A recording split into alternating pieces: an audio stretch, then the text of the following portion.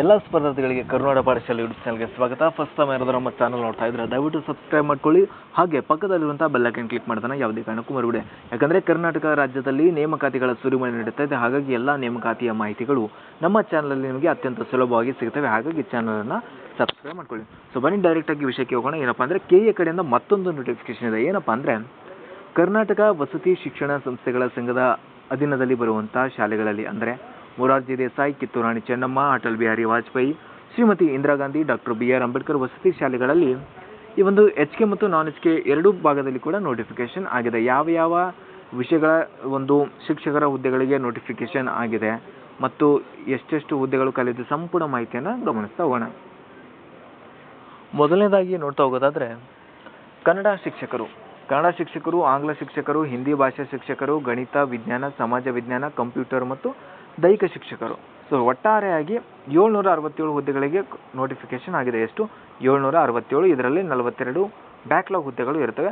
ಪ್ರತ್ಯೇಕವಾಗಿ ಆಯಾ ಸಬ್ಜೆಕ್ಟ್ಗೆ ಎಷ್ಟೆಷ್ಟು ಹುದ್ದೆಗಳು ಖಾಲಿ ಇದ್ದಾವೆ ಅಂತ ಇಲ್ಲಿ ನೀವು ಗಮನಿಸ್ತಾ ಹೋಗಬಹುದು. 103, 108, 55 ಈ ರೀತಿಯಾಗಿ ಹುದ್ದೆಗಳು ಖಾಲಿ ಇದ್ದಾವೆ.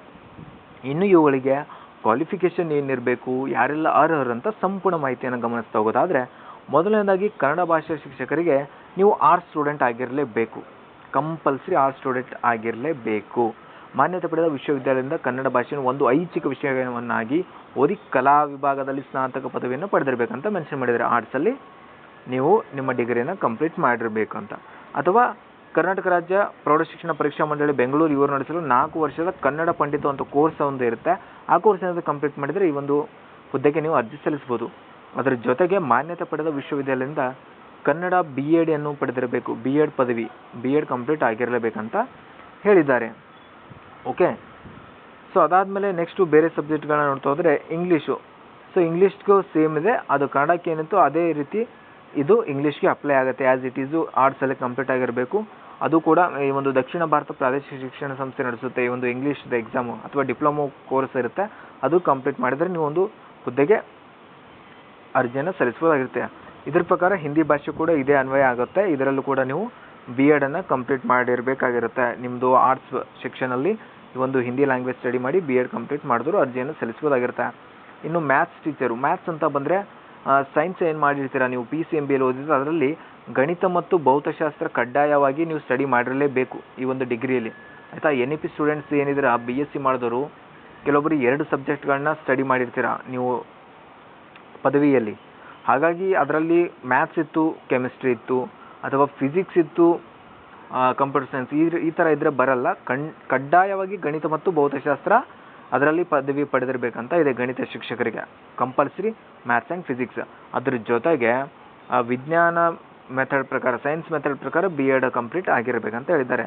ಇನ್ನು ವಿಜ್ಞಾನ ಶಿಕ್ಷಕರು, ಸೈನ್ಸ್ ಟೀಚರ್ ಅಂತ ಬಂದಾಗ ಕಂಪಲ್ಸರಿ ಕೆಮಿಸ್ಟ್ರಿ ನೀವು ಸ್ಟಡಿ ಮಾಡಿರಲೇಬೇಕು ಡಿಗ್ರಿಯಲ್ಲಿ. ಅಂದರೆ ರಸಾಯನಶಾಸ್ತ್ರವನ್ನು ಸ್ಟಡಿ ಮಾಡಿರಬೇಕು. ಅದ್ರ ಜೊತೆಗೆ ಯಾವುದಾದ್ರೂ ಸಬ್ಜೆಕ್ಟ್ ಓದಿದ್ರೆ ಸಾಕು, ಜೊತೆಗೆ BEd ಕಂಪಲ್ಸರಿ ಆಗಿರುತ್ತೆ. ಇನ್ನು ಸಮಾಜ ಅಂತ ಬಂದರೆ ಸೊ ಐಚ್ಛಿಕ ವಿಷಯವಾಗಿ ಕಲಾ ವಿಭಾಗದಲ್ಲಿ ಆರ್ಟ್ಸ್ ಭಾಗದಲ್ಲಿ ಪದವಿ ಪಡೆದಿರಬೇಕು. ಅಂದರೆ for example history, economics, politicals, sociology, geography ಈ ರೀತಿ ಯಾವುದಾದ್ರೂ ಒಂದರಲ್ಲಿ ನಿಮ್ಮದು ಡಿಗ್ರಿ ಕಂಪ್ಲೀಟ್ ಆಗಿರಬೇಕು. ಅದ್ರ ಜೊತೆಗೆ BEd ಕೂಡ ಕಂಪ್ಲೀಟ್ ಆಗಿರಬೇಕಾಗಿರುತ್ತೆ ಅಕಾರ್ಡಿಂಗ್ ಟು ಆರ್ಟ್ಸ್ ಪ್ರಕಾರ BEd ಕಂಪ್ಲೀಟ್. ಇನ್ನು ಕಂಪ್ಯೂಟರ್ ಶಿಕ್ಷಕರು ಅಥವಾ ಗಣಕಯಂತ್ರ ಶಿಕ್ಷಕರು ಅಂತ ನೋಡೋದಾದರೆ ಇಂಜಿನಿಯರಿಂಗ್ ವಿಷಯದಲ್ಲಿ ಪದವಿಯನ್ನು ಪಡೆದಿರಬೇಕು. ಅಂದರೆ ಕಂಪ್ಯೂಟರ್ ಸೈನ್ಸ್ ಅಥವಾ ಇನ್ಫಾರ್ಮೇಷನ್ ಸೈನ್ಸ್ ಅಂತ ಇರುತ್ತೆ ಅದರಲ್ಲಿ. ಅದು ಬಿಟ್ಟರೆ BCA ಕಂಪ್ಲೀಟ್ ಆಗಿದ್ರೆ ಅಥವಾ ಅದನ್ನೂ ಇಲ್ಲ ಅಂದರೆ ನೀವು ಕಂಪ್ಯೂಟರ್ ಸೈನ್ಸ್ನಲ್ಲಿ BSc ಅಥವಾ ಅದಕ್ಕೆ ತತ್ಸಮಾನ ವಿದ್ಯಾರ್ಹತೆಯನ್ನು ಹೊಂದಿದರೆ ಈ ಒಂದು ಹುದ್ದೆಗೆ ಅರ್ಜಿ ಸಲ್ಲಿಸ್ಬೋದಾಗಿರುತ್ತೆ. ಇದಕ್ಕೆ ಯಾವುದೇ ರೀತಿಯಾದಂಥ ಈ ಒಂದು BEd ಮೆನ್ಷನ್ ಮಾಡಿಲ್ಲ, ಬಟ್ ನೀವು ಕಂಪಲ್ಸರಿಯಾಗಿ ಕನ್ನಡ ಸ್ಟಡಿ ಮಾಡಿರಬೇಕಂತ ಹೇಳಿದ್ದಾರೆ. ಅದ್ರ ಜೊತೆಗೆ ದೈಹಿಕ ಶಿಕ್ಷಕರಂತ ಹೋಗೋದಾದರೆ ಯಾವುದಾದ್ರೂ ಮಾನ್ಯತೆ ಪಡೆದ ವಿಶ್ವವಿದ್ಯಾಲಯದಿಂದ ಡಿಗ್ರಿ ಕಂಪ್ಲೀಟ್ ಆಗಿರಬೇಕು, ಸ್ನಾತಕ ಪದವಿ. ಅದರ ಜೊತೆಗೆ BPEd ಅನ್ನು ನೀವು ಮಾಡಿರಬೇಕಾಗಿರುತ್ತೆ. ಓಕೆ. ಸೊ ಇದೆಲ್ಲ ಯಾವ್ಯಾವ ಹುದ್ದೆಗೆ ಏನೆಲ್ಲ ಕ್ವಾಲಿಫಿಕೇಷನ್ ಅಂತ ನೋಡಿದ್ವಿ. ಅದಾದಮೇಲೆ ಇವಾಗ ಅರ್ಜಿ ಸಲ್ಲಿಕೆ ದಿನಾಂಕವನ್ನು ನೋಡೋದಾದರೆ ಜುಲೈ 15ಕ್ಕೆ ಅರ್ಜಿ ಸಲ್ಲಿಕೆ ಪ್ರಾರಂಭವಾಗಿ ನೆಕ್ಸ್ಟು ಆಗಸ್ಟ್ 13ಕ್ಕೆ ಅರ್ಜಿ ಸಲ್ಲಿಕೆ ಕೊನೆಯ ದಿನಾಂಕ ಆಗಿರುತ್ತೆ. ಅದ್ರ ಜೊತೆಗೆ ಇಲ್ಲಿ ಮೊದಲನೇದಾಗಿ ನೇರ ನೇಮಕಾತಿ ಮೂಲಕ ಆಯ್ಕೆಗೊಂಡ ಅಭ್ಯರ್ಥಿಗಳು 2 ವರ್ಷ ಕಾಯಂ ಪೂರ್ವ ಅವಧಿಯಲ್ಲಿ ಇರ್ತಾರೆ.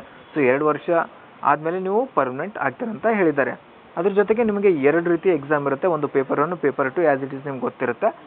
ಸೀನಿಯರ್ಸ್ ಮೊದಲೆಲ್ಲ ಎಕ್ಸಾಮ್ ಬರೆದು ಫಸ್ಟ್ ಟೈಮ್ ಏನಾದರೂ ಬರ್ತಾ ಇದ್ರೆ ಒಂದು GK ಪೇಪರ್ ಇರುತ್ತೆ, ಒಂದು ಸ್ಪೆಸಿಫಿಕ್ ಪೇಪರ್ ಇರುತ್ತೆ. ಅಂದರೆ ನಿಮ್ದು ಯಾವ ಸಬ್ಜೆಕ್ಟ್ ರಿಲೇಟೆಡ್ ಇರುತ್ತೆ ಅದು ಒಂದು ಸ್ಪೆಸಿಫಿಕ್ ಪೇಪರ್ ಆಗಿ ಇರುತ್ತೆ.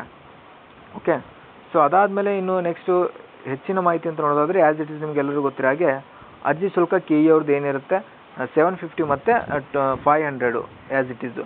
ಜನರಲ್ಲು 2A 2B 3A 3B ಅವರಿಗೆ 750 ಇರುತ್ತೆ. ಇನ್ನು SC ST ಕ್ಯಾಟಗರಿ 1 ಅವರಿಗೆ 500 ಅರ್ಜಿ ಶುಲ್ಕ ಆಗಿರುತ್ತೆ. ಓಕೆ, ಸೊ ಈ ಕುರಿತು ಹೆಚ್ಚಿನ ಡೌಟ್ಸ್ ಏನಾದರೂ ಇದ್ದರೆ ಖಂಡಿತ ಕಮೆಂಟ್ ಸೆಕ್ಷನ್ ಕಮೆಂಟ್ ಮಾಡಿ, ನಿಮಗೆ ರಿಪ್ಲೈ ಸಿಗುತ್ತೆ. ಸೊ ಕರ್ನಾಟಕ ರಾಜ್ಯದಲ್ಲಿ ನಡೀತಿರುವಂಥ ಸಾಕಷ್ಟು ನೇಮಕಾತಿಗಳ ಬಗ್ಗೆ ಮಾಹಿತಿ ಬೇಕು ಅಂದರೆ ನಮ್ಮ ಚಾನಲನ್ನು ದಯವಿಟ್ಟು ಸಬ್ಸ್ಕ್ರೈಬ್ ಮಾಡ್ಕೊಳ್ಳಿ. ಹಾಗೆ ಪಕ್ಕದಲ್ಲಿರುವಂಥ ಬೆಲ್ ಐಕನ್ ಕ್ಲಿಕ್ ಮಾಡೋದನ್ನು ಯಾವುದೇ ಕಾರಣಕ್ಕೂ ಮರಿಬೇಡಿ.